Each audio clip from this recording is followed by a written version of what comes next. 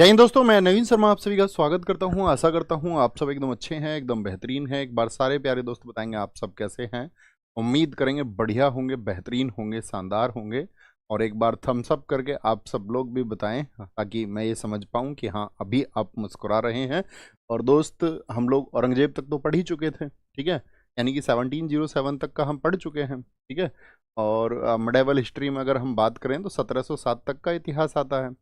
लेकिन अभी वो इतिहास पूरा क्यों नहीं है? क्योंकि एक तो हमको उसमें पढ़ना है बाद के मुगल सम्राटों का विघटन भी, कि मुगल सम्राट बाद के कौन कौन से रहे, और आपका साथ में मराठाओं का उत्कर्ष कैसे हुआ। तो हमारी जो ये 2-3 कक्षाएं हैं ये फिर उसको पूर्ण करेंगी। मतलब हालांकि मिडाइवल से ज़्यादा हो जाएगा, लेकिन मिडाइवल को पूर्ण हम इतने में ही मानेंगे। ओके, आज हम दो टॉपिक्स पे बात करने वाले हैं। एक तो मुगल एडमिनिस्ट्रेशन, जहाँ से क्वेश्चन बनते हैं और अक्सर हमारे प्यारे साथी एग्जाम में इन्हीं प्रश्नों को नहीं कर पाते हैं। बाकी जनरली कॉमन क्वेश्चन तो सभी को पता होता है। और एक मुगल स्थापत्य कला। यहाँ के दो प्रश्न जो हैं साथी बनने वाले, आपका अक्सर हमारी परीक्षाओं में गलत होते हैं, तो बहुत महत्वपूर्ण क्लास आप इसे मानना, ठीक है। तो मुगल स्थापत्य कला, जैसा मैंने कहा था आपसे, हम पिक्चर दिखा करके आपको उसके बारे में अगर कुछ परीक्षाओं में पूछा जाता है उस सब के बारे में बात करेंगे। आपको अपने नोट्स ले लेना, आपको नाम लिखना। सबसे पहले मैं आपको पढ़ाऊंगा मुगल एडमिनिस्ट्रेशन, ठीक है। तो मुगल एडमिनिस्ट्रेशन को सबसे पहले समझना है। यानी मुगलों का जो प्रशासन होता था वो, क्योंकि औरंगजेब के बाद में तो विघटन ही हो गया। आप कहोगे हाँ जी। अब मुझे बताएं, औरंगजेब गद्दी पर किस वर्ष बैठा था? ये हमारा आज का प्रश्न रहेगा आपसे। नवीन सर का ऊपर दिखाओ, क्या लिखा हुआ था इन्होंने? ऊपर क्या लिखा था? ऊपर लिखा हुआ था सर का मुन्ना। बहुत बढ़िया। राकेश भाई, नरेंद्र, आपका प्रदीप, काजल सिंह, अमित, सुमित, निशु, सचिन, अमन राव, सारे प्यारे साथियों का स्वागत है। और दोस्त नोट बनाएंगे अच्छे से और उसमें लिखेंगे आप लोग मुगल स्थापत्य कला में पहले लिखिए मुगल शासन व्यवस्था। ध्यान से अच्छा सा नोट्स बनाना, ये छोटा सा नोट्स बनेगा। मुगल शासन व्यवस्था, मुगल शासन व्यवस्था अर्थात Mughal governance system, governance system. ये जब कोई राज करेगा तो एक गवर्नेंस जो हो रहा है वो किन्हीं पोस्ट के माध्यम से होगा, कुछ पदों के माध्यम से होगा। अब मुझे बताइए, सबसे बड़ा पद तो सुल्तान का ही होता था, यानी कि जो बादशाह है, जो राजा है, सबसे बड़ा पद तो उसी का था। तो वो हैरारकी हमको समझनी है कि उस पद के नीचे कौन था, उसका क्या कार्य था, उस पद के नीचे क्या था, उसका क्या कार्य था। और ये पहले केंद्रीय स्तर का समझेंगे, फिर उनका राज्य स्तर का हम समझेंगे यानी प्रांतीय स्तर का, फिर सूबे के स्तर का समझेंगे, और फिर परगना स्तर का समझेंगे। 4 लेयर में इसको मुख्यतः बांटा जाता है। क्या कहा मैंने आपसे?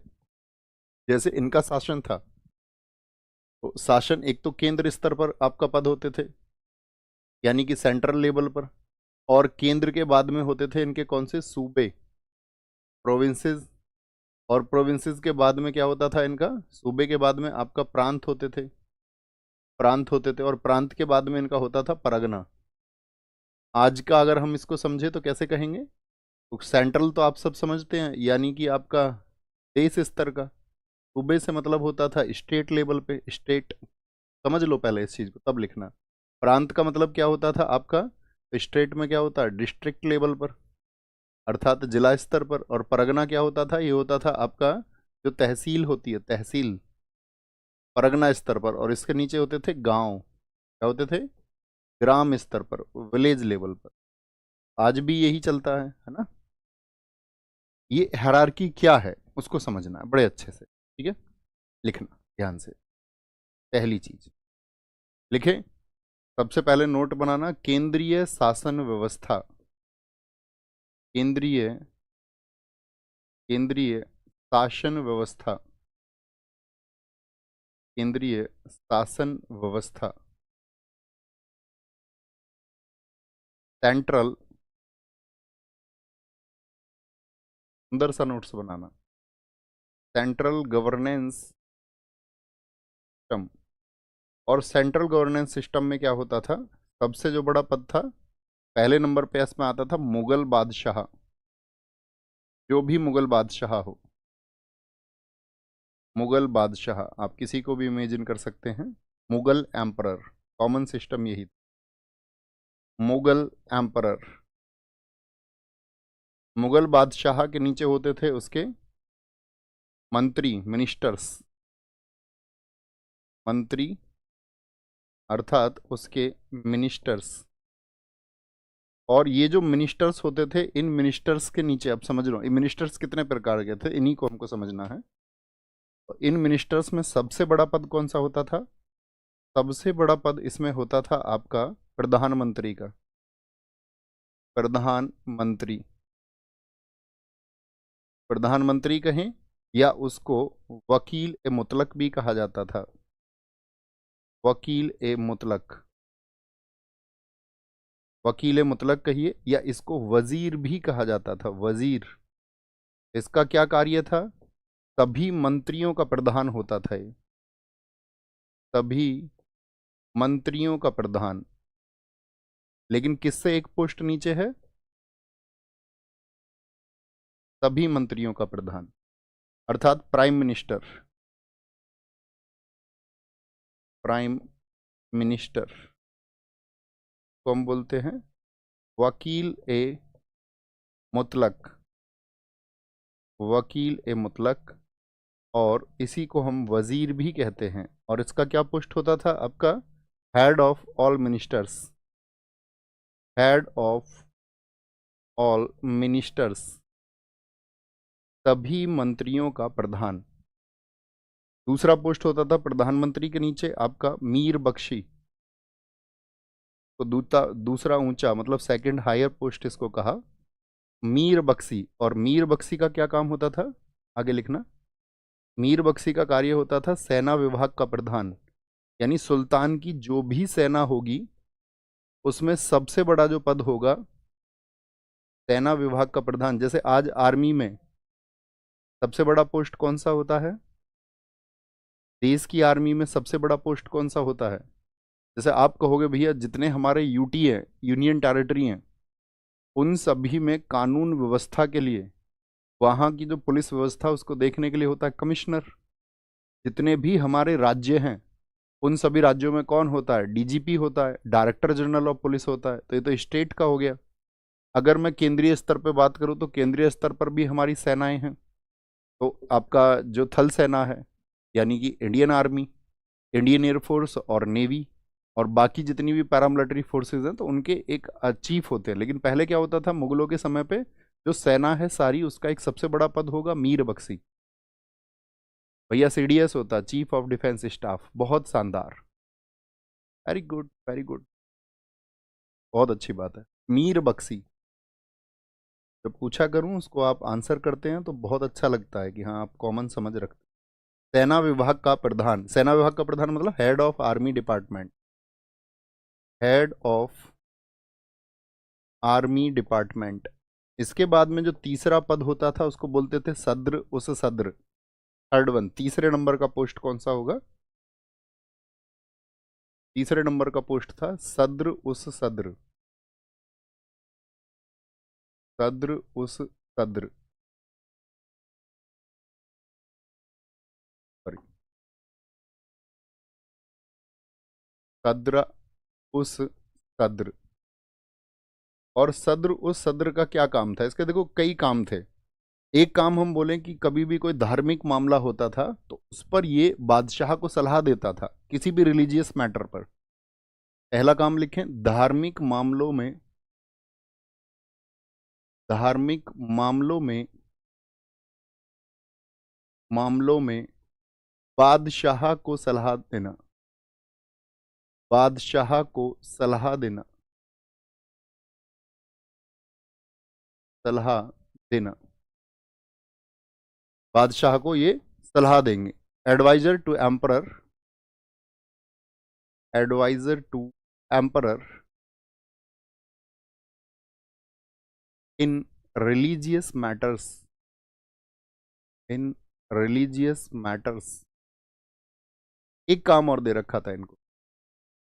देखो आप सबको पता होगा राजा अपनी भूमि से लगान लेते थे या नहीं, राजस्व वसूलते थे, हाँ या ना? आप कहोगे हाँ जी भैया।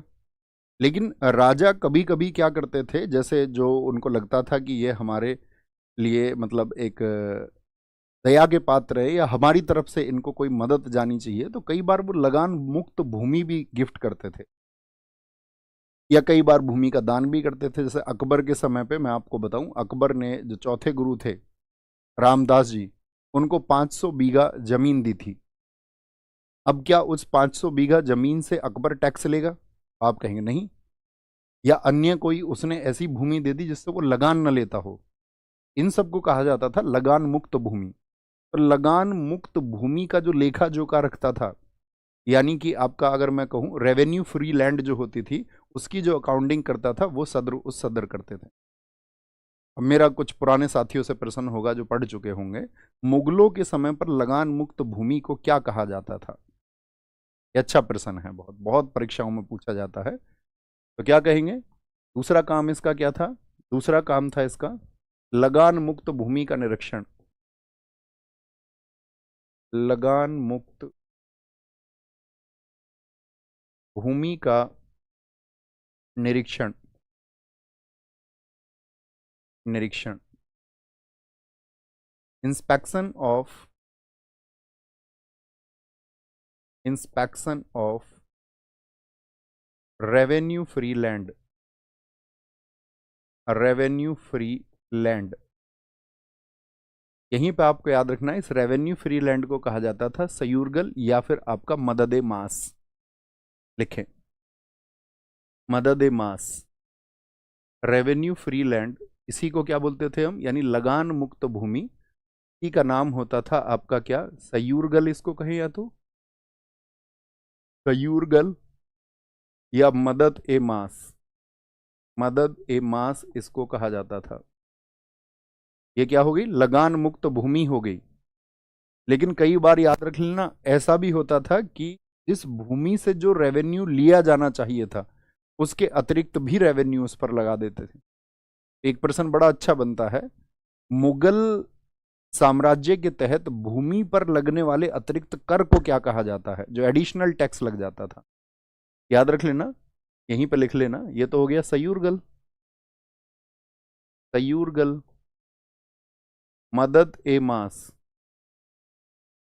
मदद ए मास। भूमि पर जो अतिरिक्त कर होता था उसको क्या बोलते थे? Additional tax on land. अतिरिक्त कर, उसको कहा जाता था आपका अववाव। अववाव, अववाव, याद रखेंगे। तो सदर सदर के दो प्रमुख कार्य ये थे। चौथा पोस्ट होता था इसमें वरीयता क्रम में, वो होता था मुख्य काजी। आप बताओ, काजी तो मैं आपको समझा चुका हूं कि ये किस विभाग से संबंधित था। तो मुख्य काजी होता था मुख्य न्यायाधीश। केंद्र स्तर पे बात कर रहे हैं, मुख्य न्यायाधीश। तो आज मुख्य न्यायाधीश कौन है? सबसे प्रमुख न्यायिक पद कौन सा है देश में? तो आप कहेंगे चीफ काजी का जो पोस्ट होता था, इसको आज हम कंपैरिजन कर सकते हैं chief justice of India CJI, supreme court के मुख्य न्यायाधीश। तो इसके सबके कार्य क्या हो गए? मुख्य काजी मुख्य न्यायाधीश होता था, तो इसमें तो कोई दिक्कत ही नहीं है, ये न्यायिक कार्य इसके होते होंगे। न्यायिक कार्य, जुडिशियल फंक्शंस होते थे, चीफ जस्टिस यही होता था। क्या बोलेंगे? Judicial functions, judicial function. इसके बाद में होता था मुख्य काजी के बाद में मुहतशिब। मुहतशिब भी हमने आपको पढ़ाया था, बताओ किस शासक के समय पर? मुहतशिब तो मैंने कहा था जब औरंगजेब ने बहुत सारी आपका जो कस्टम्स थे, रिचुअल्स थे, उनको बंद करा दिया। बहुत सारे रीति रिवाजों पर जब औरंगजेब ने रोक लगा दी, क्योंकि वह चाहता था कि जो कानून आपका चले वो शरीयत के अनुसार चले। का आपका अगर हम कहें तो जो कुरान है उसके अनुसार चले। तो जब उसने देखा कि क्या सब इसका पालन भी कर रहे हैं या नहीं, इसको भी नज़र में रखना होगा, तो इसके लिए उसने मुहतशिब को अपॉइंट किया था। मुहतशिब को अपॉइंट किया था। और मुहतशिब का फिर कार्य क्या हुआ? जो मुहतशिब था, इसको लिखना, मुहतशिब का कार्य ये रहा कि लोग प्रजा का जो आचरण है वो कैसा आचरण कर रही है, प्रजा के आचरण की देखभाल का कार्य था, आचरण की देखभाल करता था आपका, प्रजा के आचरण की देखभाल, looking after the conduct of subjects, looking after the conducts of subjects, of subject यानी कि प्रजा, प्रजा किस तरह का आचरण, क्या उनको नियमों को मान भी रही है या नहीं, जो औरंगजेब के थे उस समय पर। मीर ए सामा होता था इसके बाद में, मीर ए सामा, मीर ए सामा जो पद था साथी, ये था महल की दैनिक आवश्यकताओं के लिए। भाई महल में दिन रोज की जरूरतें होती होंगी या नहीं, हाँ या ना, दैनिक आवश्यकताओं के लिए, वहां पे खाना भी चाहिए, आवश्यकताओं के लिए साफ सफाई भी चाहिए वहां पर। और एक काम उसको और दिया गया था, अगर कोई व्यापार हो रहा है या कोई वाणिज्य हो रहा है तो उस कारखानों की देखभाल भी यही करेगा। प्रश्न पूछा जाएगा, मुगलों के समय कारखानों की देखभाल का कार्य किस अधिकारी के पास में था, कारखानों की देखभाल, सॉरी, कारखानों की देखभाल, ये कार्य भी किसके पास में था, ये कार्य था आपका मीर ए सामा के पास में, मीर ए सामा, मीर ए सामा। क्या हो गया आपका, बोलेंगे डेली रिक्वायरमेंट्स ऑफ पैलेस, एक कार्य तो ये हो गया इसका, डेली रिक्वायरमेंट्स ऑफ पैलेस, महल को रोज जरूरत होती है, जैसे आपके घर में भी बहुत सारी चीजों की जरूरत होती होंगी। या looking after the factories, looking after the factories, ये प्रमुख कार्य हो गया मीरे सामा का। ठीक है, लिखेंगे इसको, जब लिख लेंगे तो थम्स अप कर देंगे, वैसे आपने साथ में ही लिखा होगा। सर ऐसा क्यों है कि बाकी रिलीजन से मुस्लिम रिलीजन थोड़ा कट्टर है, ये तुलना आप ही कर रहे हैं ना इस बात को, अब इस पे तो काफी कुछ कहा जा सकता है। थम्स अप करो कि हाँ भैया अपने विचार प्रस्तुत करो, और हम थोड़ा सा दर्शन रखेंगे उस पर और हम सोचेंगे उस एक चीज। लिखो पुट, लिखो पुट कमेंट में, पुट, पुट योर थॉट्स, आप इस पर अपने विचार रखें, आप क्या सोचते हैं, जरूरी नहीं है जो मैं सोचूं वही आप सोचे। तो क्या बोलेंगे, मीर ए सामा, फिर आता है मीर ए आतिश, EFG, मीर ए आतिश। आतिश वर्ड का सब आप कहाँ पे समझते हैं, आप कहोगे भैया फायर वर्क्स, मीर ए आतिश, फायर वर्क्स होता है ना, मीर ए आतिश, तो आतिशबाजी मतलब भैया आपका गोला बारूद। तो जो शाही, शाही तोप खाना होता था उसका नियंत्रण ये देखता था, शाही तोप खाने का नियंत्रण किस अधिकारी के पास में होता था, control of royal artillery,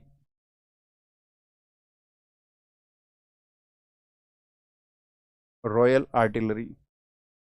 GH, मीरे आतिश के बाद में एक प्रमुख पद था आपका दरोगा ए डाक चौकी, दरोगा ए डाक चौकी, और दरोगा एक डाक चौकी का इसका संबंध होता था आपका, तो इंग्लिश में भी दरोगा ए डाक चौकी ही कहेंगे, दरोगा ए डाक चौकी।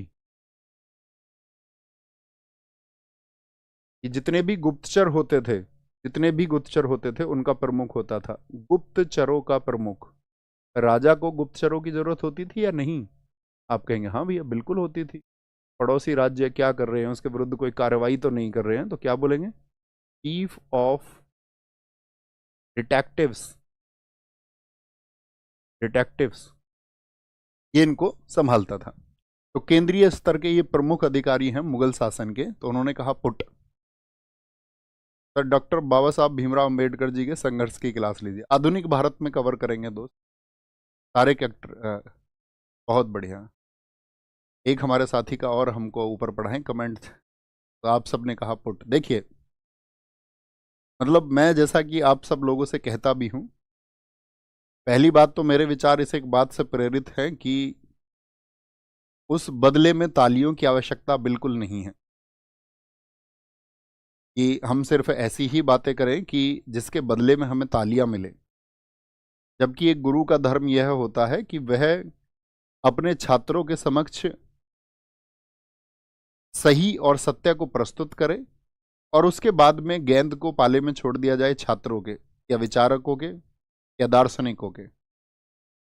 दोस्त, एक क्वेश्चन मेरा आप सब लोगों से रहेगा। बड़ा अच्छा प्रश्न था हमारे साथी का और बहुत कम ऐसे अच्छा प्रश्न एक बौद्धिक छात्र ही कर पाता है। जब हमारे देश में मुस्लिम आक्रमणकारी आए, जब एंटर कर गए, तो मुझे एक बात बताओ कि सारे लोग जो मुस्लिम बने क्या सभी तलवार के दम पर बने? पहले तो ये थॉट प्रोसेस आपका क्लियर होना चाहिए, यस और नो। तो बहुत सारे लोग ये समझते होंगे हाँ धर्मांतरण सीधी सी बात है, किसी मजबूरी में ही किया गया होगा तलवार के दम पर। कुछ साथियों ने कहा यस, कुछ साथियों ने कहा नो। मैं इसके परे का आपको मतलब एक सिद्धांत है, पुरुषोत्तम अग्रवाल जी लिखते हैं बड़ा अच्छा अपनी किताब संस्कृति वर्चस्व में।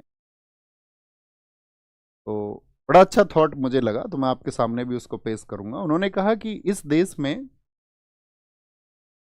जो रूलर्स थे, मतलब शासक, नरेश तो हमेशा से रहे हैं, राजा तो प्राचीन प्रथाओं से रहे हैं, बिल्कुल रहे हैं।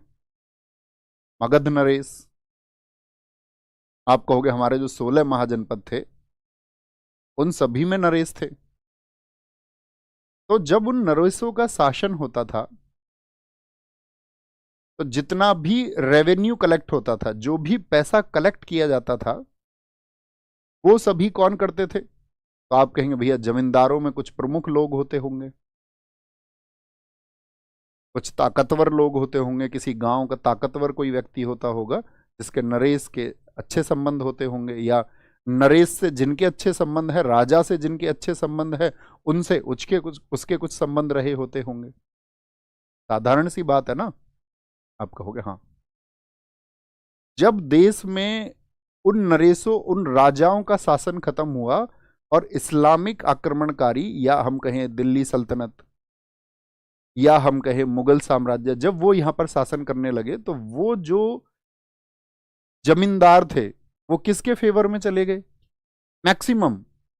अपवाद के ऊपर बात नहीं करेंगे हम कि हाँ इन्होंने विरोध किया था। अपवाद करने वाले उंगलियों पर गिनती के बराबर हैं, विरोध करने वाले उंगलियों पर गिनती के बराबर हैं। तो वो सभी किनके पक्ष में चले गए? तो आप कहेंगे भैया जितने भी लोग थे जमींदार लोग, वो ज्यादातर पक्ष में चले गए, मतलब रेवेन्यू कलेक्ट करने का काम वो करने लगे। महात्मा बुद्ध का एक सिद्धांत आपको समझना होगा इसमें पैरेलली। बौद्ध धर्म में जाने की अनुमति किनको नहीं थी? तो बौद्ध धर्म में जाने की अनुमति उन लोगों को बिल्कुल नहीं थी जिनके ऊपर टैक्स होता था, जिनके ऊपर सॉरी टैक्स बोल रहा हूं, डेब्ट होता था, जिनके ऊपर ऋण होता था, किसी प्रकार का कर्ज होता था, वो बौद्ध धर्म को नहीं अपना सकते थे। यही आप इस बात को जानते होंगे, नहीं जानते होंगे तो जान लीजिए। अच्छा मुझे बताओ, जो श्रमिक वर्ग था इस देश का, जो इस देश की लेबर क्लास थी, जिसने अपने श्रम से इस देश को सींचा है, उसकी स्थिति नरेशों के समय भी बदहाल थी। उसकी स्थिति जब देश में इस्लामिक आक्रमणकारी आए तो भी बदहाल थी। हाँ या ना? तो आज के समय में इस आधुनिक भारत में किसान कर्जे में डूबा हुआ है। जो निम्न वर्ग है वो देश का कर्जे में डूबा हुआ है आज वर्तमान आधुनिक भारत में। तो आप सोचिए आज से 2000 साल पहले किसान की स्थिति क्या रही होगी, या निम्न वर्ग के व्यक्ति की स्थिति क्या रही होगी। अब ये मैं आपको क्यों समझा रहा हूं, अब आपको पिक्चर क्लियर हो जाएगी। तो उस वर्ग जिसका दमन किया गया एक लंबे समय तक, उसको एक विकल्प दिखा इस्लाम के रूप में कि वहां पर जात पात जैसी व्यवस्था नहीं है, और जिसका दमन लंबे समय तक किया गया। तो ऐतिहासिक लेख या हिस्टोरियंस कहते हैं एक बहुत बड़ा वर्ग इस्लाम की तरफ इसीलिए भी गया क्योंकि यहां की जात पात की व्यवस्था में उसको कुचला जा रहा था, जिसको हे दृष्टि से देखा जाता रहा था, जो समाज के लिए सिर्फ एक हंसी का पात्र होता था, जो समाज का अपना अत्याचार करने के लिए एक पात्र होता था। उस वर्ग की स्थिति क्या रही होगी, जरा विचार करिए थोड़ा सा।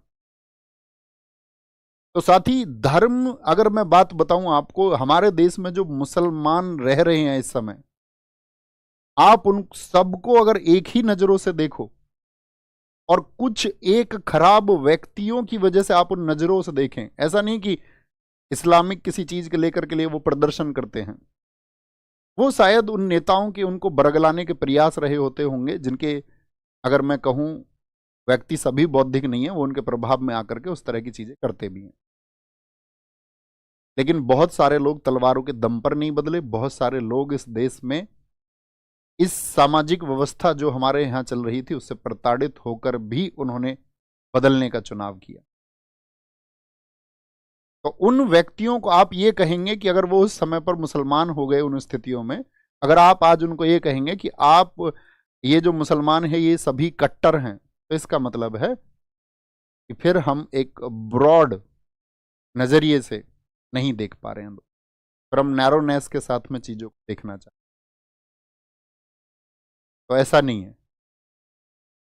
और क्यों, आप एक और बात सोचिए, आप जिस धर्म के व्यक्ति हैं उस धर्म की कट्टरता तुम्हें क्यों पसंद आती है? अगर कोई तुमसे कहे कि यह व्यक्ति कट्टर हिंदू है, तब आप क्यों पसंद करते हैं उसी वक्तव्य को, उसी स्टेटमेंट को? तब आप क्यों पसंद करते हैं? तब उसके फेवर में आप क्यों होते हैं? तो इसका मतलब कट्टर शब्द होना गलत नहीं है।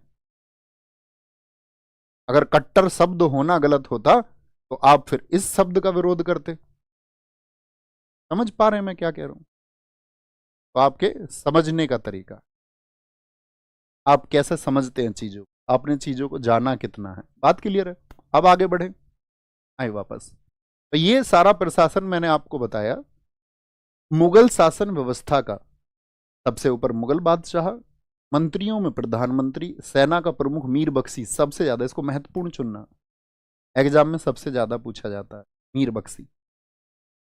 सदर, उस सदर को महत्वपूर्ण चुनना, मुहतशिब को महत्वपूर्ण चुनना, तीन बड़े पूछे जाते। ठीक है, अब नोट करेंगे, आगे लिखें। तो ये तो केंद्रीय स्तर की व्यवस्था रही कि केंद्रीय स्तर पे कैसे कंट्रोल करते थे वो। केंद्र के बाद में क्या आ गया? राज्य आ गया। ठीक है, आगे वापस दूसरा लिखें, प्रांतीय शासन व्यवस्था। प्रांतीय शासन व्यवस्था, आज के लिए एक ही क्वेश्चन है। अब अन्य प्रश्न रख करके अपनी एनर्जी को वेस्ट ना करें, मैं आपके सभी प्रश्नों का जवाब दे सकता हूं, लेकिन हम सिर्फ प्रश्नों के जवाब नहीं दे सकते, हमको अपने पाठ्यक्रम को भी बढ़ाना है। ठीक है, आए वापस। प्रांतीय, तो प्रांत का मतलब provincial government system, provincial government system, governance system. हमको साथ ही अपनी कमियां दूर करनी होंगी। इंदिरा गांधी जी की सरकार गिरा दी थी जेपी नारायण, जयप्रकाश नारायण ने, संपूर्ण क्रांति के नारे पर यह कहकर के कि इस देश में जाति व्यवस्था नहीं रहेगी। तो लोगों ने सम्मान किया था उनके स्टेटमेंट का कि जात पात का जो भेद है इसको मिटाएंगे, स्त्री पुरुष जो लिंग भेद है इसको मिटाएंगे, जो धार्मिक भेद इस देश में पैदा किया गया हिंदू मुसलमान के बीच का उसको मिटाएंगे। 1977 में पूरा देश उनके पक्ष में हो गया, लेकिन लोगों को मसाला नहीं मिला, मजा नहीं आया। मजा नहीं आया तो वापस फिर गवर्नमेंट गिरा दी उनकी 1980 में, 1980 में। लोगों को मसाला चाहिए, क्योंकि मैं आपसे कहता हूं ना, मैं एक बुक का रेफरेंस देता था आपको, थिंक लाइक ए मॉन्क, एक सन्यासी की तरह कैसे सोचे, तो उसमें बड़ा एक रिसर्च किया गया 5 लाख लोगों पर। उसका डेटा उसमें प्रकाशित किया गया कि दुनिया में 93% लोग ऐसे हैं जो सोचने को तैयार ही नहीं है और ना सोच सकते हैं। उनको तो जो कहा गया है वो उसी को उसी अनुरूप मानना चाहते हैं कि हाँ, मुझे ये किसी ने बताया है, मैं इसी बात पर अड़ा रहूंगा। 7% लोग हैं जो सोच पाते हैं, और उन्हीं 7% में 0.1% है जो एक सही राय पर पहुंच पाते हैं। बड़ा सटीक विश्लेषण। और मैं यहां खड़े होकर तुमसे वर्षों वर्षों इन व्यवस्थाओं पर बात कर सकता हूं, लेकिन क्या होगा? आपको पता, महात्मा बुद्ध जी को जब ज्ञान प्राप्त हुआ, कितने लोग जानते वो कितने दिन नहीं बोले? तो 7 दिन नहीं बोले, 7 days। 7 दिन तक चुप रहे और 7 दिन तक यही विचार करते रहे कि मैं जो बोलूंगा क्या उसका लाभ होगा भी, या लोग जैसे हैं वैसे ही बने रहेंगे? क्या सच में बदलाव हो पाएगा, या सब कुछ बिल्कुल वैसा ही रहेगा जैसा होता था? आप ये मत समझना समाज में लोग आज खराब हैं, वो पहले से खराब थे। गुरु नानक देव 15वीं शताब्दी में बड़ा स्टेटमेंट था उनका कि इंसान शकल से इंसान है और इसकी प्रवृत्ति जानवरों के जैसी हो चुकी। विचार करना इस स्टेटमेंट, समझ पा रहे हैं? तो कुछ बदलाव होगा भी या नहीं, एक कहानी सुनाऊंगा मैं आपको। आज समय मिला तो आज ही बाद में सुनाएंगे, 5 मिनट की एक कहानी है, बड़ी अच्छी कहानी। तो पहले इसको नोट करें। देखो, प्रांत की अगर हम बात करते हैं, प्रांत का मतलब होता था, इसको मुगल टाइम पे बोला जाता था सूबा। सूबा, जैसे कि आज हम कह सकते हैं हमारे देश में कितने स्टेट हैं? आप कहेंगे 28।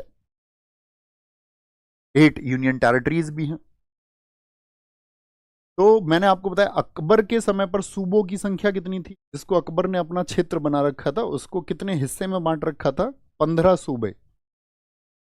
शाहजहां के समय वही सूबे बढ़कर के 18 हो गए, और औरंगजेब के समय वही सूबे बढ़कर के, जिनकी संख्या कुछ लोग 20, कुछ 21। परीक्षाओं में पूछा जाएगा तो आपको विकल्प के अनुसार काम करना पड़ेगा। 21 यानी सूबे जो थे उनमें शासन कैसे चलेगा? अच्छा मुझे बताओ, आज स्टेट में सबसे प्रमुख व्यक्ति कौन होता है?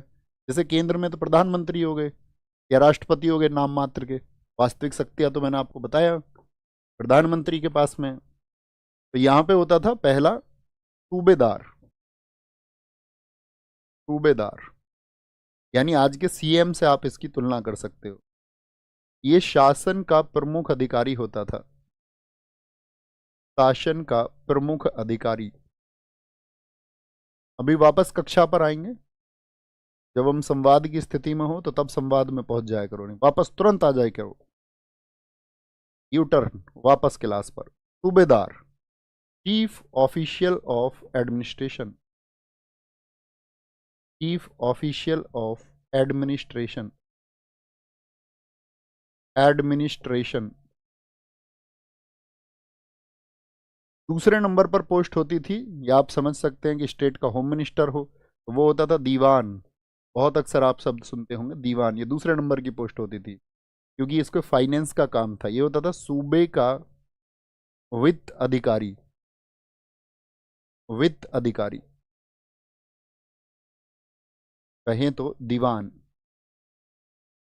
कौन होता था दीवान?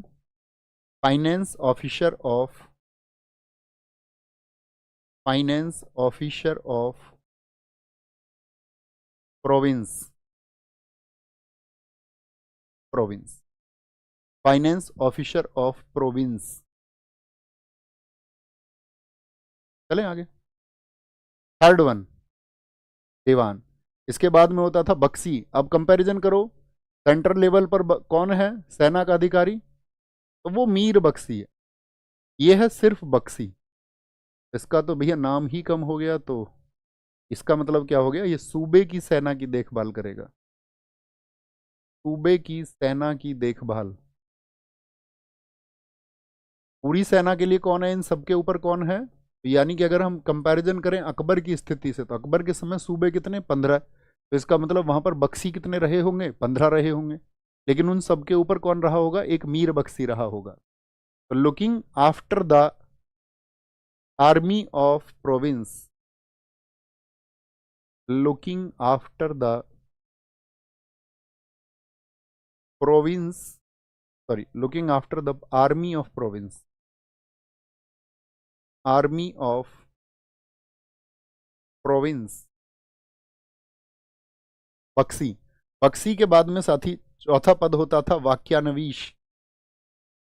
वाक्या, वाक्यानवीस बोले या वाक्याए नवीस बोले, एक ही बात है, वाक्याए नवीस, वाक्या ए नवीश। इसका कार्य क्या होता था, इसका कार्य होता था गुप्तचर विभाग का प्रधान। अब मुझे बताएं केंद्रीय स्तर पर कौन है गुप्तचर विभाग का प्रधान, का प्रधान? भाई खुफिया संस्थाएं होती हैं ना, गुप्तचर विभाग का प्रधान, chief of intelligence department, intelligence department, LIU होता है जैसे, बड़े एक्टिव होते हैं, इनको सबका पता है। इधर हम सबका ऑनलाइन प्रोटेस्ट चल रहा था यूपी के लिए, सब ऑनलाइन चैलेंज कर रहे थे। स्टूडेंट्स ने कहा सर आप भी कुछ करो इसमें, तो हमने कह दिया चलते हैं, पैदल चलेंगे यहाँ से लखनऊ। इतना स्टेटमेंट भर दिया है कि सारे खुफिया तंत्र एक्टिव हो गए। एलआईयू हमारे घर, पुलिस हमारे घर, इंटेलिजेंस ब्यूरो हमारे जो रिलेटिव्स हैं उनके यहाँ, जैसे कि हमने किसी मतलब बम के लिए कोई साजिश कर दी हो, हमारी सिस्टर को अलग डिटेन कर लिया, मम्मी को अलग डिटेन कर लिया, पापा को, हमारे पापा घेर में रहते हैं, वहाँ 3-4 पुलिस वाले उनके साथ में डिटेन कर लिया उनको। हमने फ़ोन पकड़ा दिया अपने दोस्त को, मैंने कहा हम तो पहुँचेंगे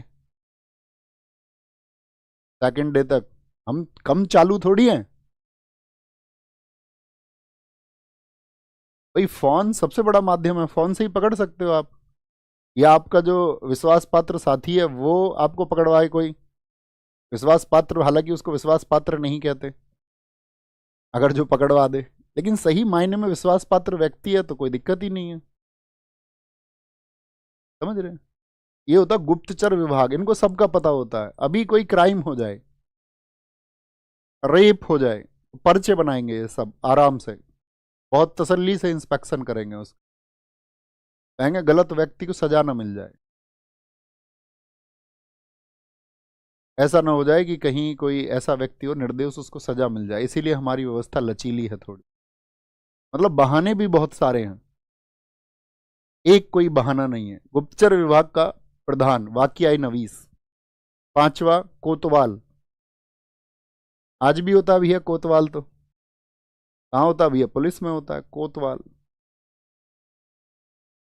कोतवाल शांति का काम, सूबे में शांति स्थापना का काम, वहां जो नागरिक रह रहे हैं उनको सुरक्षा मिले, उनको सुरक्षा मिले, उस सूबे में सफाई आदि की व्यवस्था का ध्यान रखा जाए। अर्थात पीस का काम किसको दिया गया, पीस, सुरक्षा, सिक्योरिटी एंड सैनिटेशन, सैनिटेशन,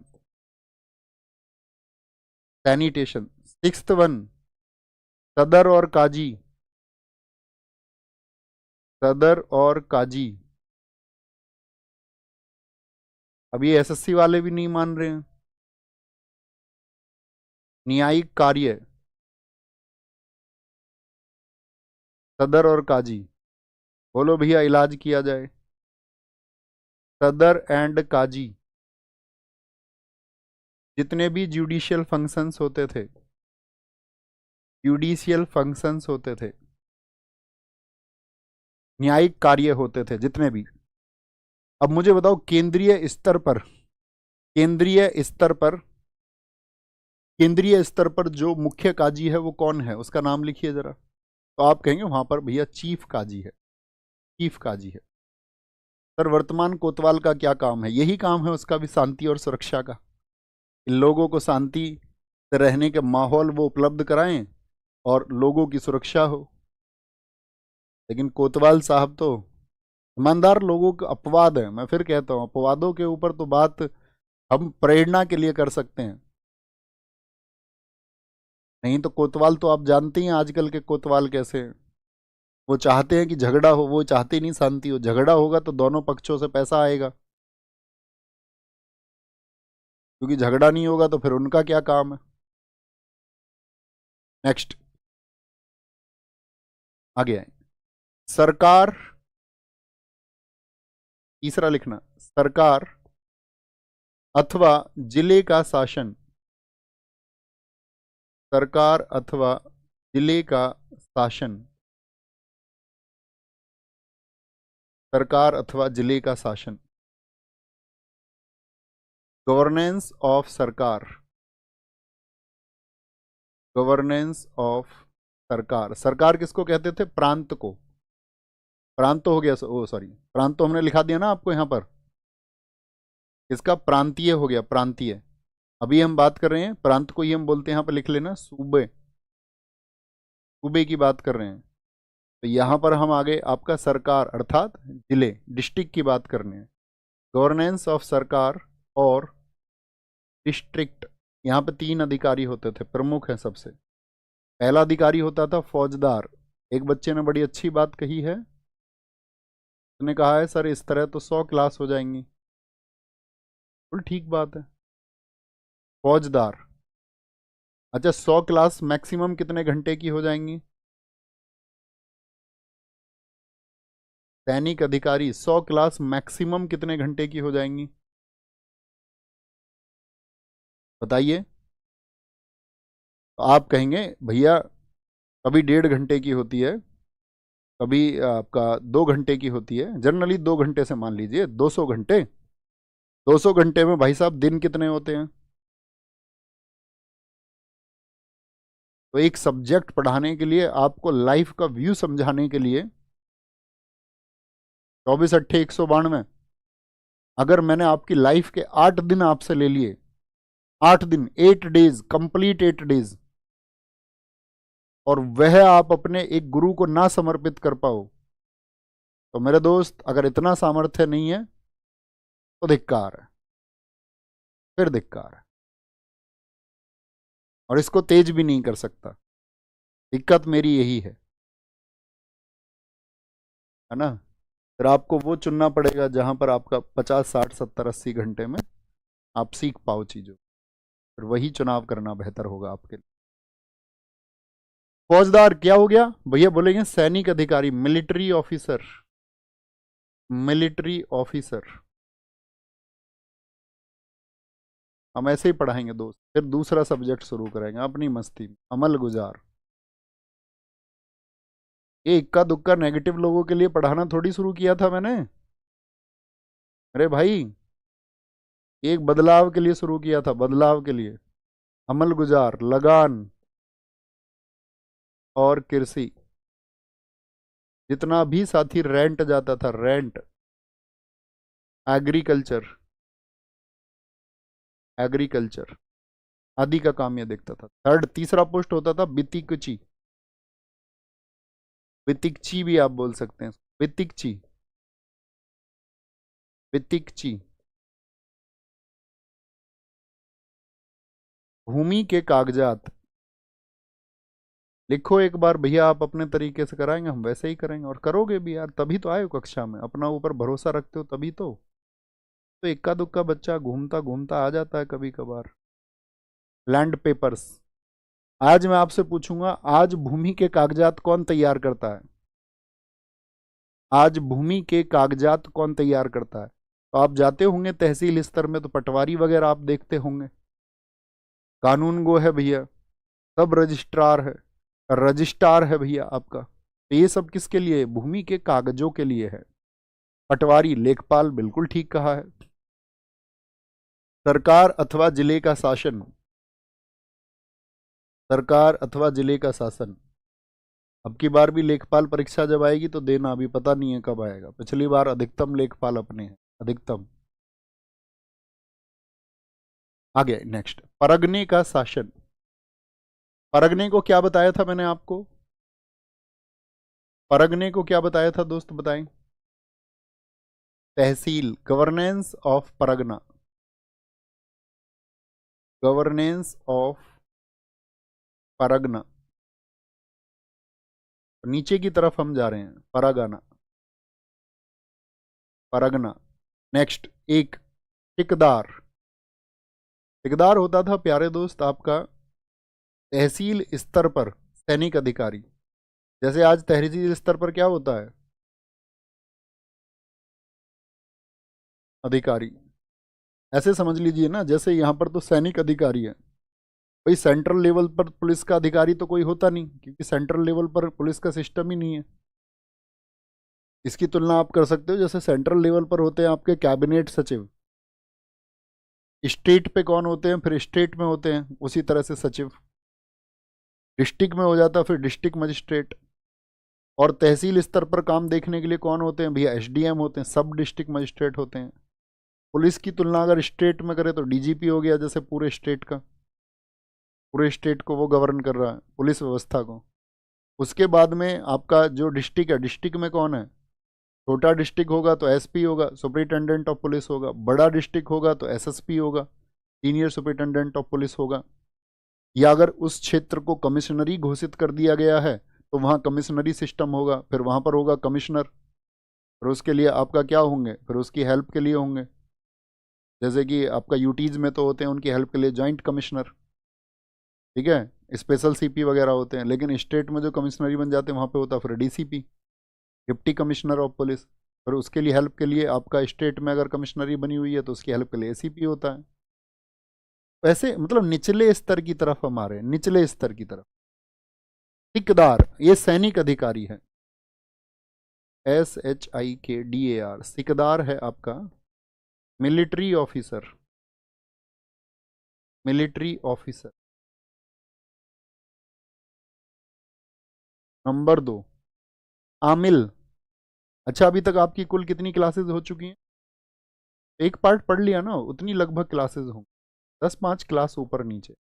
करना मत, कभी घबराने लग जाओ, बोलो भैया इतनी 100 क्लासेस होंगी, नहीं, जितनी जर्नल होती हैं और उतना तुम मुझे जो है थोड़ा रिलैक्सेशन दे देना, 5-7 क्लास का कोई दिक्कत नहीं है, कि आपको सिखाने और समझाने के लिए समय देंगे। फाइनेंस ऑफिसर, ऐसे नहीं कि अतार्किक बात करेंगे, भड़काऊ बात करेंगे, समुंदर को पी जाओ तुम, सूरज को ठंडा कर दो तुम, इस तरह की बात नहीं। मैंने कहा था ना, जिस दिन ये इतिहास खत्म होगा, दिन आप अगर फॉलो कर रहे होगे तो कुछ और होगे, कुछ और। कैशियर, फौजदार। चौथा, कानून गो, इसको सब जानते। कानून गो किससे संबंधित था? ये कृषि संबंधित, डॉक्यूमेंट्स वगैरह कृषि संबंधी, रिलेटेड टू एग्रीकल्चर। इन्हीं की हेल्प के लिए बनाए गए थे आपका कारकुन, कारकुन, कारकुन, क्लर्क, क्लर्क, ठीक है, कारकुन क्लर्क होते थे। अब पहुंच गए हम कहां पर? तहसील से निचले स्तर कौन सा होता? गांव स्तर। तो गांव की जिम्मेदारी होती थी किस पे? एक मुकद्दम पे, कि भैया तुम यहां से टैक्स इकट्ठा करोगे।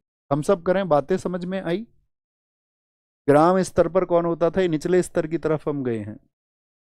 ग्राम स्तर पर होता था आपका, मतलब ग्राम स्तर पर आपका होता था मुकद्दम, और मुकद्दमों क्या पैसा वो दे रहे हैं, कितना रेवेन्यू इकट्ठा कर रहे हैं, इनके ऊपर एक पोस्ट और बनाई गई थी आपका, 2, 3, 4, 5 गांवों के लिए अमीन होते थे, अमीन।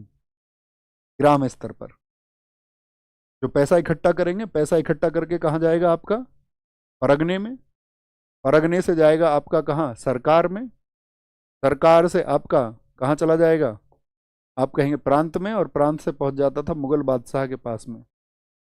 इसी में गड़बड़ी होती थी, इसीलिए नाराज होते थे वो, जब जिनको ज्यादा पैसा होता इसीलिए विद्रोह होते थे, और कोई कारण थोड़ी था।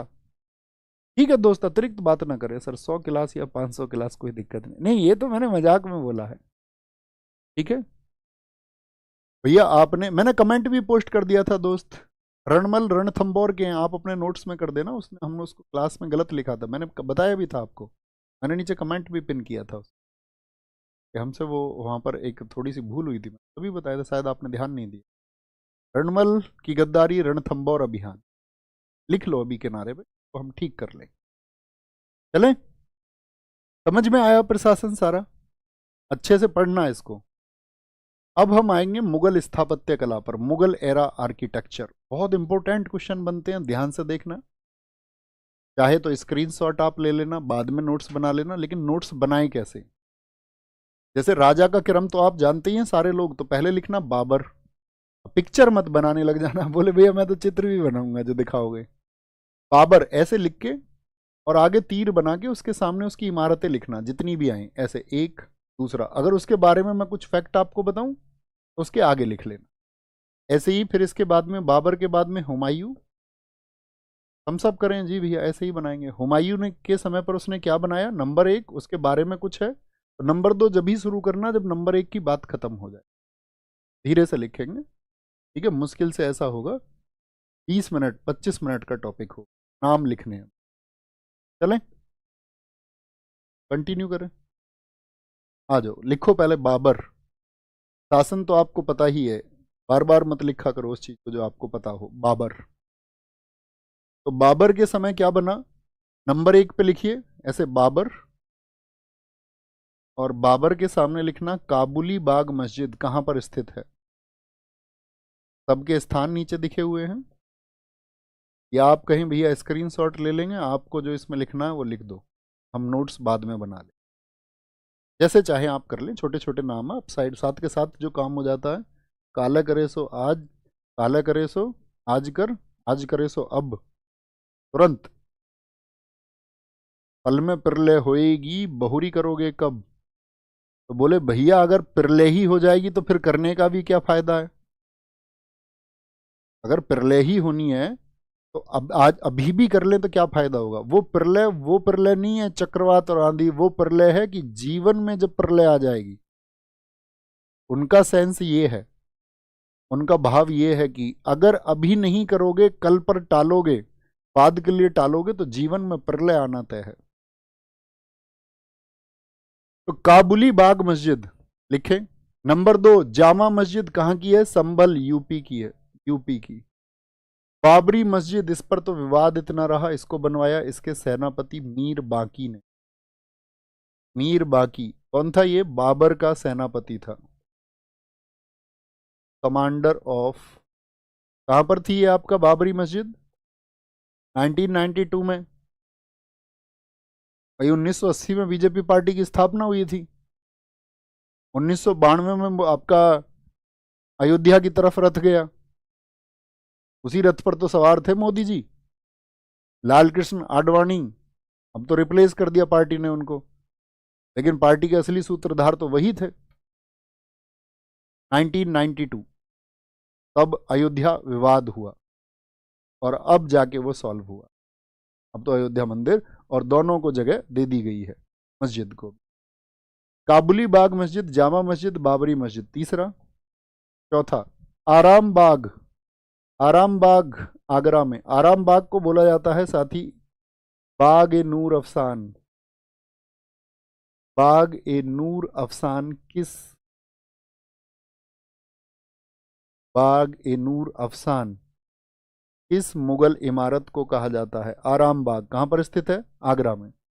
और जब बाबर ने एंट्री की थी तो 1526 में इसको बनवाया था, 1526 ईस्वी में बनवाया, बिल्ट इन 1526।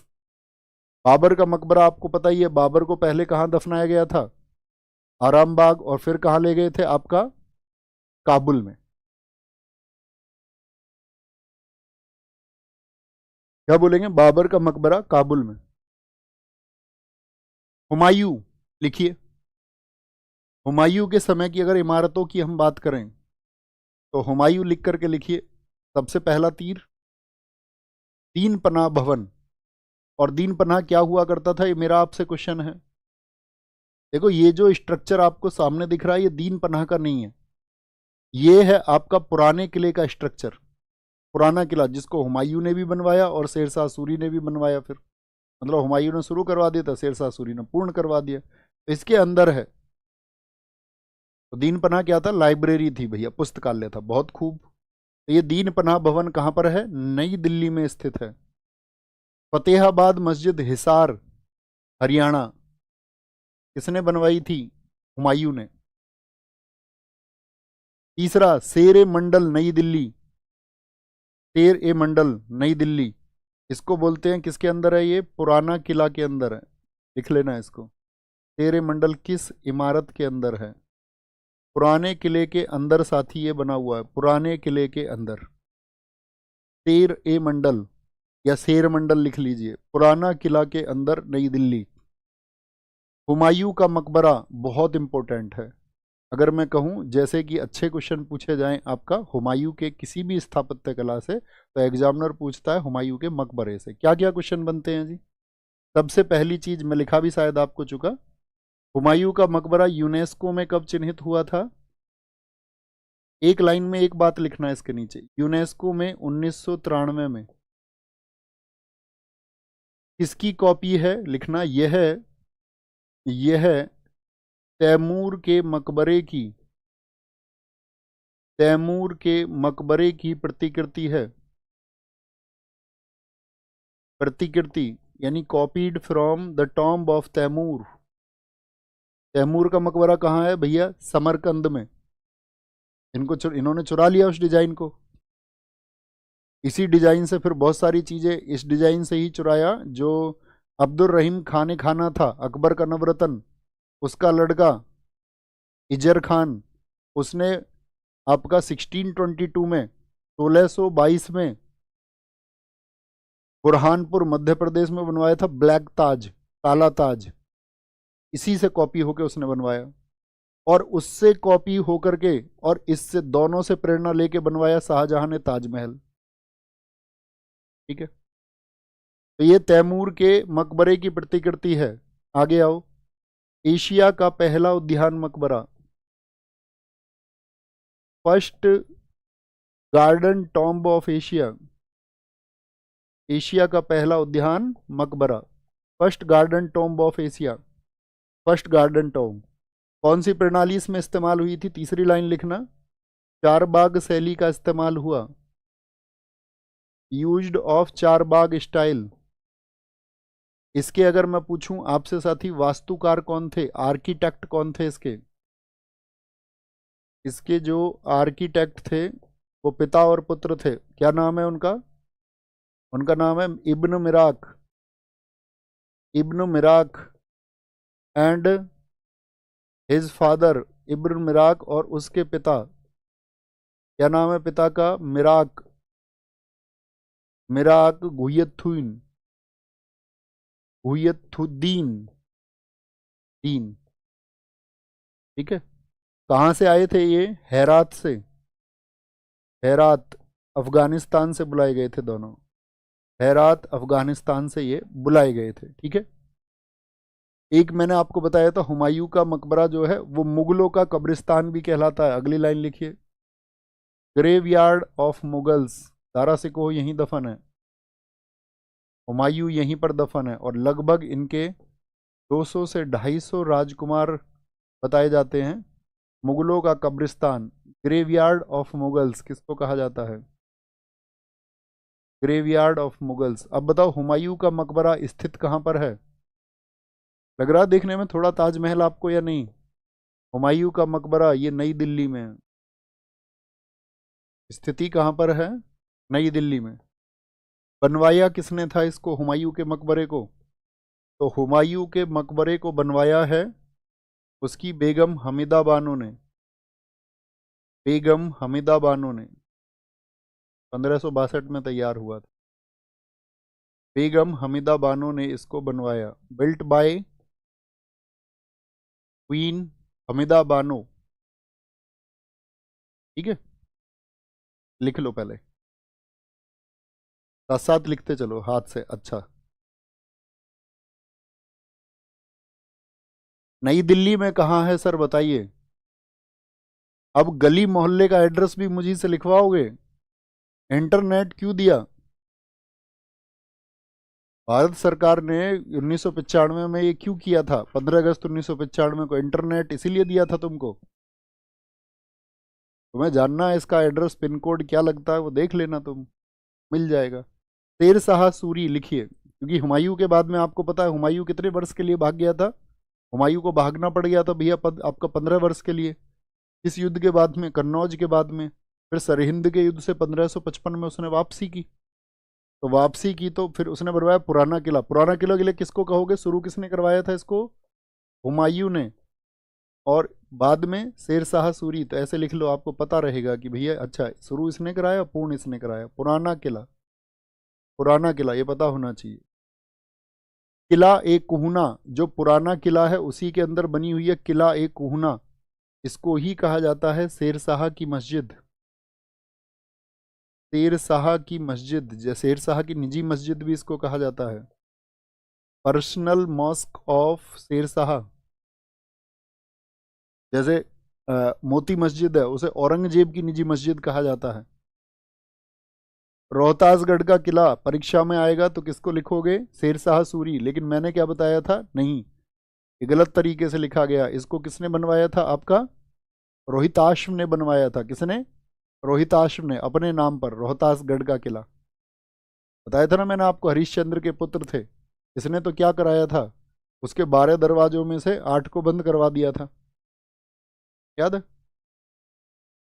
कोई दिक्कत, कोई परेशानी? नेक्स्ट आगे आएंगे।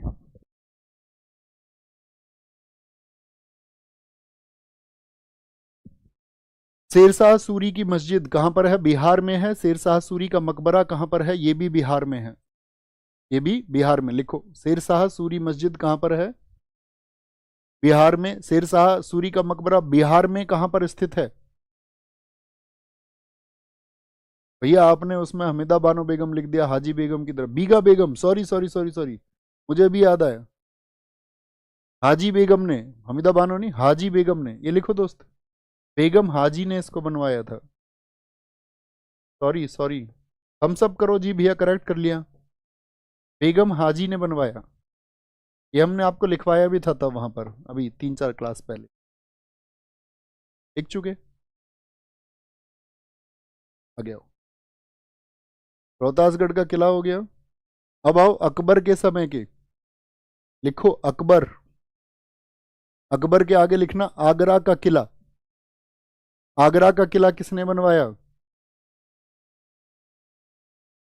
भैया आपका सासाराम में है, सासाराम में। बहुत बढ़िया, बहुत ठीक बताया।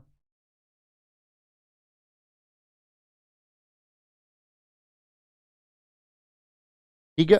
हाँ, ज्यादातर इमारतें ऐसी ही हैं अभी तक भी। कह रहे हैं सर अभी भी ऐसी हैं क्या? दीवाने आम, देखो आम का मतलब क्या होता है? Common person. हम तुम जैसे जाएंगे तो यहाँ मिलेंगे दीवाने आम में। दीवाने खास में किससे मिलते थे? खास लोगों से, करीबी लोगों से, अमीर लोगों से, जो उस समय के बहुत प्रभावशाली व्यक्ति होते थे। ये कहाँ पर है? आगरा में है दीवाने आम।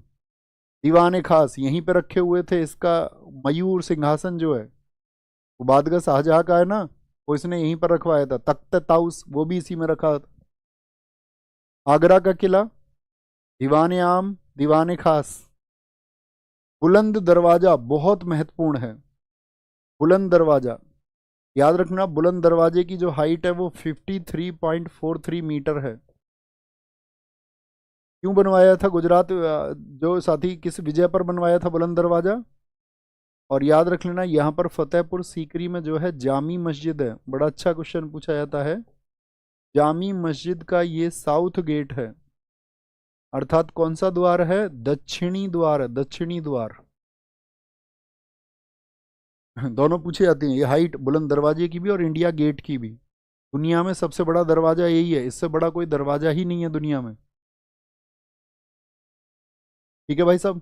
पंचमहल फतेहपुर सीकरी, जामा मस्जिद फतेहपुर सीकरी, यानी उसी मस्जिद का ये क्या है? आपका साउथ गेट है, उसकी तरफ जाएंगे। लिखो शेख सलीम चिश्ती का मकबरा कहां पर है? फतेहपुर सीकरी में है। और निजामुद्दीन चिश्ती का मकबरा मैंने आपको कहाँ पर बताया था? अजमेर शरीफ में। जहांगीरी महल बनवाया, क्योंकि जहांगीर कौन है? इसके पुत्र का नाम है।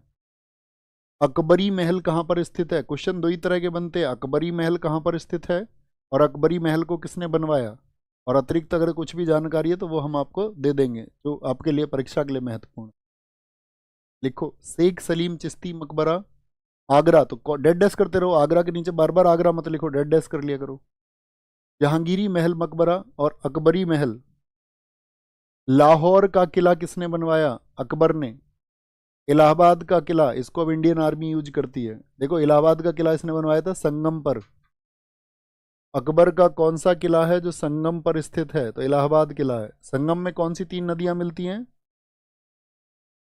गंगा, सरस्वती और तीसरी नदी का नाम लिखिए। अकबर का मकबरा कहाँ पर है? ये सिकंदरा, लाहौर में है। लाहौर में। किसने बनवाया था इसको? जहांगीर ने बनवाया। क्या लिखोगे? जहांगीर इसका पुत्र था, जहांगीर ने इसको बनवाया। भी आप सोच लो कि भैया क्या अकबर ने खुद ही बनवाया था? ठीक है। लाहौर किला और इलाहाबाद किला, ये दोनों याद रख लेना। हाँ, अभी देखो पीछे ये आए थे ना आपके, जहांगीरी महल और अकबरी महल, तो ये दोनों के दोनों एक किले के अंदर है, ये भी नोट कर लेना। इनको लिखना आप, ये आगरा के किले में स्थित है। कहाँ पर हैं? आगरा के किले में अंदर मिलेंगे, आगरा के किले में। दोनों में लिख लेना, आगरा के किले में। चित्रकार भी दिखाएंगे आपको, है ना, मतलब चित्रकार का पेंटिंग या उसका फोटो नहीं, सिर्फ नाम। हिरण मीनार किसने बनवाई? अकबर ने, ये भी आगरा में। खैरुल मस्जिद, जो पुराना किला के सामने, पूछा जाता पुराना किला के विपरीत कौन सी मस्जिद है? खैरुल मस्जिद। ये बनवाई थी माहम अनगा ने, इसी के टाइम पर, अकबर के समय पर माहम अनगा ने। माहम अनगा, माहम अनगा तो जानते हो ना आप, इसकी दाई माँ थी। इसने बनवाई थी खैरुल मस्जिद, खैरुल मस्जिद। हिरण मीनार हो गई, लिखो खैरुल मस्जिद। अरे यहाँ कमेंट में लिख रहे हो, कागज पे लिखो। सर मस्जिद और मकबरे में क्या अंतर है? सीजीएल क्वीन, हमारा नाम क्वीन तो बदल के कुछ और रख देंगे। जहांगीर मकबरा बच्चे जहां पर दफनाया जाता है, इस्लाम में प्रथा दफनाने की है, वो होता है मकबरा, टॉम्ब। और मस्जिद एक पूजा स्थल है, जैसे हिंदुओं का मंदिर है। आगे, जहांगीर, जहांगीर के टाइम पे बना एतमाउद्दौला का मकबरा। अभी एतमाउद्दौला जहांगीर का कौन लगता था? भैया ससुर लगता था। याद रख लेना, ये पहली इमारत है, पहली इमारत जिसमें इसका इस्तेमाल हुआ था, सफेद संगमरमर। दिख रहा है इमेज में वाइट मार्बल या नहीं? अब इसको अगर हम सिर्फ लिख लेते तो ये इमेज नहीं दिख पाती हमको, इसलिए इमेज लाना जरूरी था। पहली इमारत है जिसमें सफेद संगमरमर लगा, और ये पहली इमारत है जिसमें भारत की पित्राद्युरा शैली का इस्तेमाल हुआ। पित्राद्युरा शैली, पित्राद्युरा शैला क्या होती है आपका? अगर आप ध्यान से देखोगे इस दीवारों को, कोई एचडी पिक्चर ये दिख पा रहा है आप लोगों को? तो आपको दिखेगा यहाँ पे अलंकरण हुए हुए हैं, दीवार पर नक्काशी हुई है, तो उस नक्काशी को ही कहा जाता है दोस्त पित्रादुरा शैली। अकबर का मकबरा और मरियम जोधाबाई, जोधाबाई को आप सारे लोग जानते हैं, सिकंदरा आगरा में, ये याद रखेंगे। इसी से इंस्पायर होके क्या होगा, ताजमहल में इन दोनों चीजों का इस्तेमाल हुआ था। अकबर का मकबरा। शालीमार बाग लाहौर में, नहीं श्रीनगर में, सॉरी ये गलत लिखा हुआ भैया, कहाँ पे होगा? श्रीनगर में। शालीमार बाग कहाँ पर है? जम्मू कश्मीर में। किसकी याद में बनवाया गया था शालीमार बाग को? शालीमार बाग है आपका जम्मू एंड कश्मीर में। इसको बनवाया गया था आपका मेहरुन्निसा की याद में। मेहरुन्निसा से कब शादी हुई थी इसकी, किस ईयर में? फटाफट से आंसर करो सब लोग। मेहरुन्निसा तो आप कहते हैं नूर जहां, नूर जहां की याद में, नूर जहां की याद में, अपनी वाइफ की याद में उसने उसको बनवाया। तुम भी बनवाना कुछ। ठीक है, इसको देखे जाकर के। जब जहांगीर ने देखा तो इसने कहा था, धरती पर यदि स्वर्ग है कहीं, यही है, यही है। धरती पर यदि स्वर्ग है कहीं, यही है, यही है। इसको देख के बोला था वो। किस इमारत को देख के बोला था? शालीमार बाग को। जहांगीर का मकबरा शाहदरा में है, लाहौर में, लाहौर में है। शाहजहां, जहांगीर के बाद गद्दी पर आया, लिखिए शाहजहां, और उसके सामने ऐसे ही बता रहा हूं ना, जैसे मैं ऐसे नोट्स बनाना, सिर्फ शाहजहां पहले लिखो, जिसके बारे में बात करें उसका नाम लिखो जी। ताजमहल, अब ताजमहल से तो बहुत क्वेश्चन पूछा जाता है भैया, ताजमहल से तो बहुत क्वेश्चन पूछा जाता है क्या? अच्छा बताओ, ताजमहल पर ताजमहल नाम किसने लिखा है? जब अंदर जाओगे आप, ताजमहल लिखा हुआ है, तो वो ताजमहल किसने लिखा है? बड़ा अच्छा क्वेश्चन है, और एग्जाम में भी पूछा गया है। ताजमहल सुलेखक कौन है? ताजमहल को लिखा किसने? इसका जो सुलेखक है, जिसने नाम लिखा, सुलेखक, इसका सुलेखक है अमानत खान। अमानत खान, इसकी याद में बना था ये, मुमताज महल की याद में, मुमताज महल की याद में। उसने कहा था ना, सुनो जी, हमारे लिए कुछ बनवाओगे या नहीं बनवाओगे? याद में, याद में 1983 में यूनेस्को में दर्ज हुआ था, यूनेस्को की वर्ल्ड हेरिटेज साइट में, वर्ल्ड हेरिटेज साइट, विश्व विरासत स्थल सूची में, जिसमें भारत के आज 43 स्थल हैं। 1653 में पूर्ण हुआ था बनकर, 1631 में इसमें काम चला था, याद रख लेना। 1631 से लेकर के 1653, 22 साल, लगभग 20,000 मजदूर लगे। आर्किटेक्ट कौन है इसका? वास्तुकार कौन है? तो इसके वास्तुकार है आपका अहमद लाहौरी, जो लाल किले के भी हैं, अहमद लाहौरी। इसी जगह पर पहले क्या हुआ करता था? जयपुर के जो राजा थे, इसी भूमि पर उनका अपना किला हुआ करता था, जयसिंह का। और क्या पूछा जा सकता है यहाँ से? वो सब क्वेश्चन एग्जाम में नहीं आते हैं दोस्त की। हाँ, एक पूछा जाएगा, इसका निर्देशन किसने किया था? निर्देशन यानी जो वहां पर निर्देश दे रहे थे, डायरेक्शन, ईशा खां, उस्ताद ईशा खां, उस्ताद ईशा खां। पत्थर कहाँ से आया था? बहुत सारी चीज़ें, 28 तरह के बहुमूल्य पत्थर आए थे इसमें, श्रीलंका से भी, चाइना से भी। लेकिन सफ़ेद पत्थर कहाँ से आया? ये मकराना, राजस्थान से, सफ़ेद संगमरमर। इसमें भी किसका इस्तेमाल किया उन्होंने? इसमें भी इस्तेमाल किया पित्राद्युरा शैली का, पित्राद्युरा शैली का। सह निर्देशन किसने किया? को डायरेक्टर कौन थे भैया? सह निर्देशन उस्ताद ईशा खां के सहयोगी कौन थे आपका? अफेंदी, अफेंदी ने इसमें सह निर्देशन किया था, ये आपको पता होना चाहिए, सह निर्देशन। अब बात आई कि भैया ताजमहल जो है, सारे दावे आप आर्किटेक्ट्स को सुनेंगे अच्छे से। भैया ताजमहल, एक काला ताजमहल भी बनाना चाहता था शाहजहां, इसी के दूसरी तरफ। मैंने क्या कहा? काला ताज, जब एएसआई ने उन दावों को झूठा साबित किया, एएसआई तो समझते हैं ना, आर्कियोलॉजिकल सर्वे ऑफ इंडिया। तुम्हें पता, लोग तो व्हाट्सएप पे कुछ भी लिख देते हैं। उन पत्थरों की जब जांच हुई तो पता चला, अरे भैया चाचा, ये सफ़ेद ही पत्थर थे, ये पड़े पड़े काले हो गए। लोग कह रहे नहीं, ये काले पत्थर आए हैं तो एक काला ताजमहल भी उसे बनाना था। लोगों ने कहा कि इसने सारे मजदूरों के जो डिजाइनर्स थे, इनको बुलाया, वाह क्या मुजस्समा बनाया है, हाथ दे दो अपने, ये हाथ हमको दे दे। तो कहते उसने हाथ काट लिए। लेकिन किसी इतिहासकार ने उस बात का वर्णन नहीं किया, बल्कि हुआ क्या था कि शाहजहां ने उन सबको ताजमहल के बराबर में ही ताज नगरी में बसाया, उनकी फैमिलीज को भी बसाया, और साथ में कहा कि ये काम तुम किसी और के लिए मत करना। इसीलिए कहा गया कि यदि एक कलाकार से उसकी जो कलाकारी है वही छीन ली जाए, ये उसके हाथ काट देने जैसा है। यही कहा गया कि शाहजहां ने वास्तुकारों के हाथ काट लिए, इसका मतलब क्या, उनकी कला उनसे छीन ली, और उसके बाद में उन्होंने कुछ नहीं बनाओगे, पैसा वैसा सब शाहजहां देगा, तुम्हारी फैमिलीज वगैरह सबको रहने का खाने का खर्चा सब हम देंगे। समझ में आए, कोई हाथ नहीं कटवाया। लाल किला 1638 में काम शुरू हुआ था, 1648 में पूर्ण हुआ था। लाल किला यूनेस्को में कब लिस्ट हुआ था? 2007 में। 2007 में यूनेस्को में दर्ज हुआ, यूनेस्को में, यूनेस्को में दर्ज हो गया था। इसके वास्तुकार कौन है, आर्किटेक्ट कौन है साथी इसके?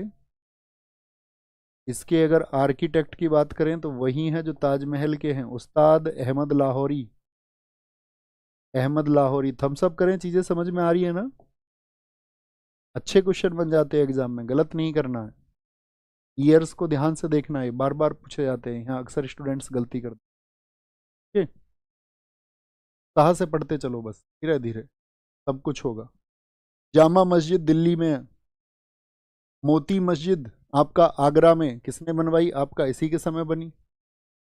कौन बनवा रहा है? शाहजहां। मोती मस्जिद आप देख सकते हो, एकदम से सफेद संगमरमर से बनी हुई थी ये भी। ठीक है, आगे आओ। रंग महल, मच्छी भवन आगरा किसके समय पर किसने बनवाया? मुसम्मन बुर्ज, देखो यही है वो जहां पर शाहजहां कैद था, यहीं से देखता रहता था ताजमहल को। मयूर सिंहासन, इसको मैं बताऊंगा 1739 में, जब नादिर शाह ईरान का नेपोलियन आएगा तो इसको लूट के लेके जाएगा, तभी कोहिनूर लेके जाएगा।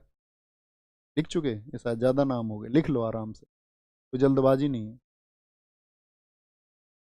लाल किला क्या सर सफ़ेद था? नहीं भैया, लाल बलुआ पत्थर से ही बना हुआ है वो। कह रहे सर ये पहले सफ़ेद था, इसको अंग्रेजों ने लाल कर दिया। मैं तुम्हें बता रहा हूँ, तुम्हें जो व्हाट्सएप यूनिवर्सिटी पहले थी वो अभी इंस्टाग्राम यूनिवर्सिटी बन चुकी है। किसी भी चीज़ के लिए आप जाने, और अगर यदि आप उसके लिए थोड़ा जिज्ञासु हैं, क्योंकि छात्र धर्म है जिज्ञासु होना, और यदि आपके अंदर जिज्ञासा है तो ये बेहतर चीज़ है, फिर उसको जान लिया करो, कोई दिक्कत नहीं है। क्योंकि मिथ तो आएंगे दोस्त सामने, सबके आते हैं, हमारे भी आते हैं। लिख चुके भैया, आगे बढ़ें दीदी। औरंगजेब बीबी का मकबरा, तुम देख रहे हो किसी स्त्री ने पुरुष के लिए बनवाया कोई बढ़िया सा कोई स्ट्रक्चर? आप कहोगे हाँ भैया बनवाया ना हाजी बेगम ने, अभी हंसने लग जाओगे इस बात पे, सोचोगे नहीं, अरे नहीं नहीं क्यों नहीं बनवाया, अभी नहीं बताया हाजी बेगम ने बनवाया है? तुम्हारा दिमाग ढक्कन हो चुका है क्या? अभी तो बताया था, कह रहे नहीं बनवाया जी। बीवी का मकबरा ये किसने बनवाया? आपका औरंगजेब के पुत्र आजम शाह ने। मैंने आपको बताया था कितने रुपए लेके आया था अपने पिता से? बोला वही बनवाएंगे जो बनवाया है हमारे दादा ने, आजम शाह ने। आजम शाह ने औरंगजेब के टाइम पे ही बना। पूछे किसके समय पर, आजम शाह ऑप्शन में ना दे, अगर आजम शाह नहीं लिखा हुआ है तो किसको चुनेंगे? फिर औरंगजेब को चुनेंगे। बीवी का मकबरा संभाजी नगर में है, किसकी याद में बना था? रबिया की याद में, रबिया बीवी, रबिया की याद में उसको बनवाया गया। हु इज द आर्किटेक्ट, वास्तुकार कौन है बीवी के मकबरे का? अब देखो ताजमहल के जैसा लग रहा है तुम्हें या नहीं? बोलो भैया बिल्कुल नहीं लग रहा है।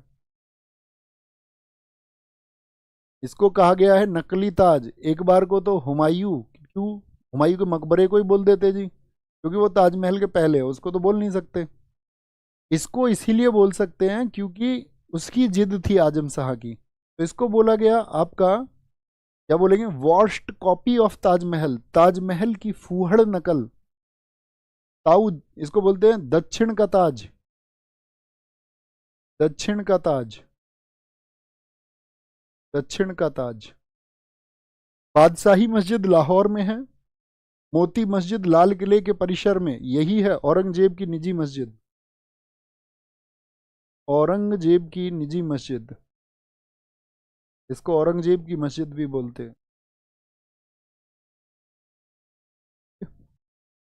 आ गया। आलमगीर मस्जिद ये भी बनी आपका औरंगजेब के टाइम पर। अब देखो कुछ ये स्क्रीनशॉट ले लेना, इनको लिख लेना तुम। ये है, मैंने बताया था आपका चित्रकार कौन किसके टाइम पर है, ये बहुत इंपॉर्टेंट रहेगा, इसमें मैं इंपॉर्टेंट मार्क कर देता हूँ। देखो ये जानते हो मुगल चित्रकला जो है, चलो पढ़ के बोल देते, भारत और फारसी कला का मिश्रण है। मुगल कालीन चित्रकला का विकास हुमायूं के टाइम पर हुआ, लेकिन पीक पर किसके टाइम पर पहुंची थी ये? जहांगीर के टाइम पर। चित्रकला का स्वर्ण युग जहांगीर के काल को कहा जाता है।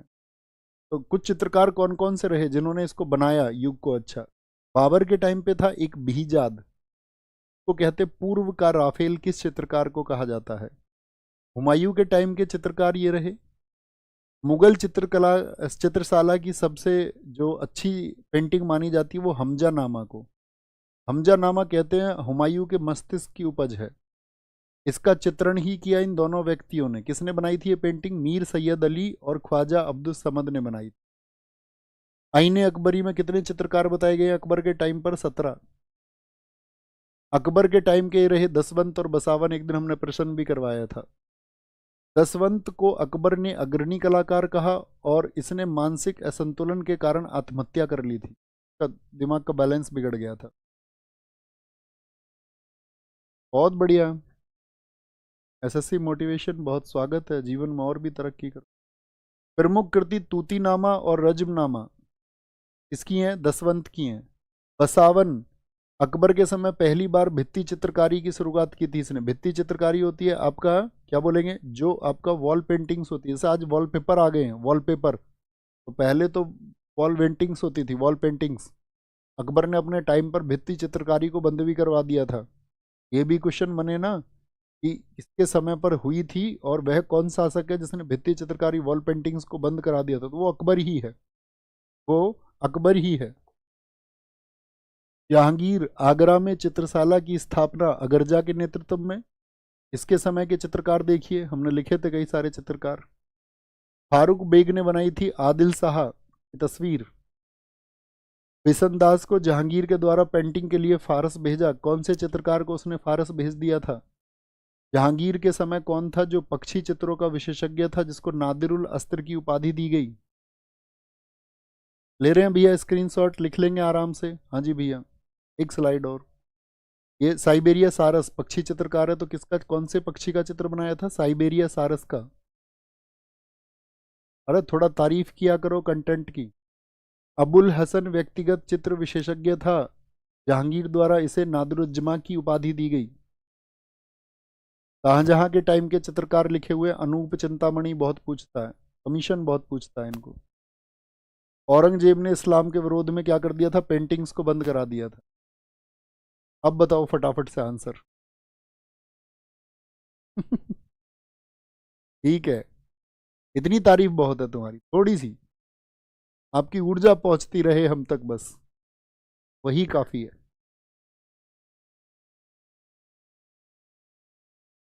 अकबर के राज्यकाल में मीर बख्शी किस विभाग का अध्यक्ष था? तो मीर बख्शी सैन्य मामलों का, सैन्य मामलों। मुगल भारत में उच्चतम से निम्नतम स्तर तक पदानुक्रम, पदानुक्रम का चयन कीजिए।